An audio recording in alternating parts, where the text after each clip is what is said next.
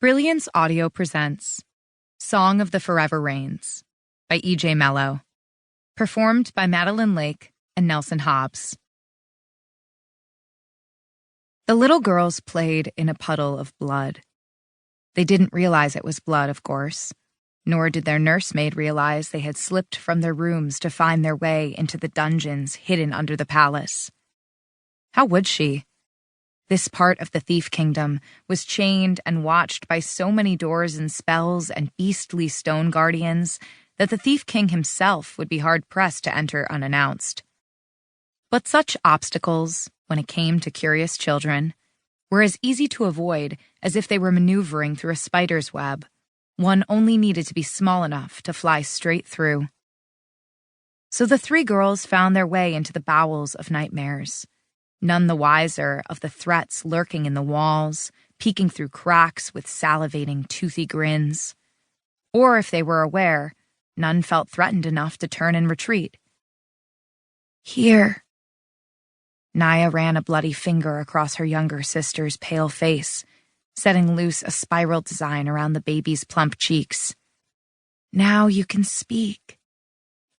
Larkyra, recently turned 3, giggled. Speak, encouraged Naya. Can you say that?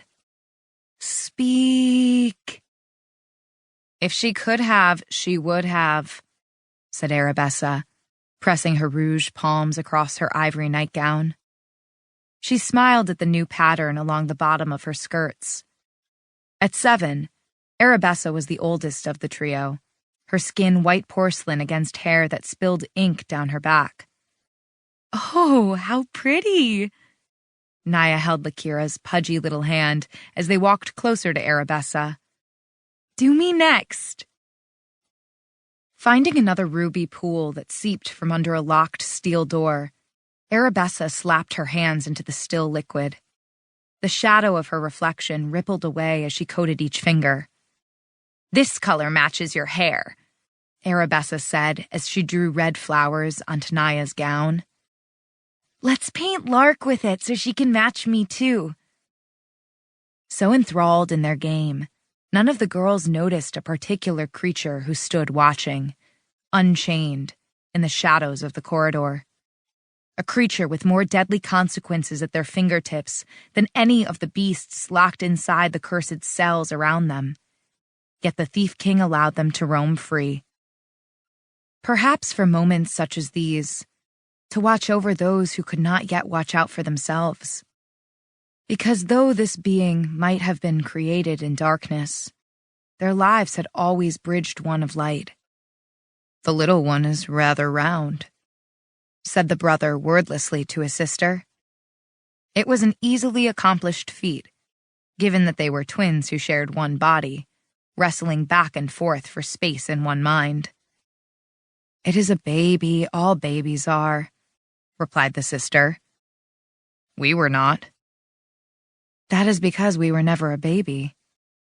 Well, if we had the chance to be, I can guarantee we would not have been round.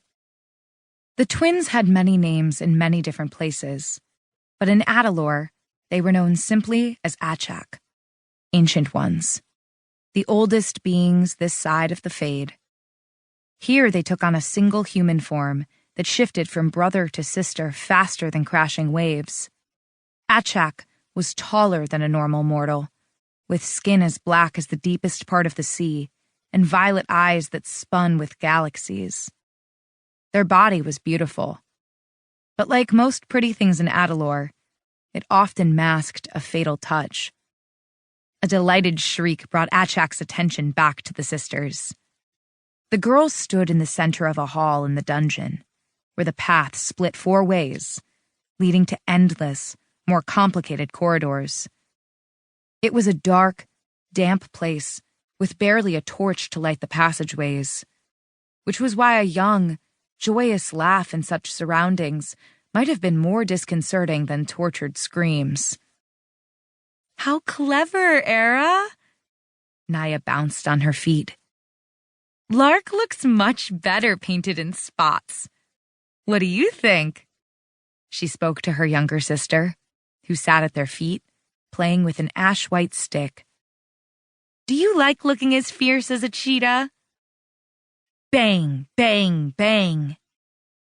Larkyra hit the device on the stone floor, her white blonde locks twinkling in the torchlight as she cooed in pleasure at the sound.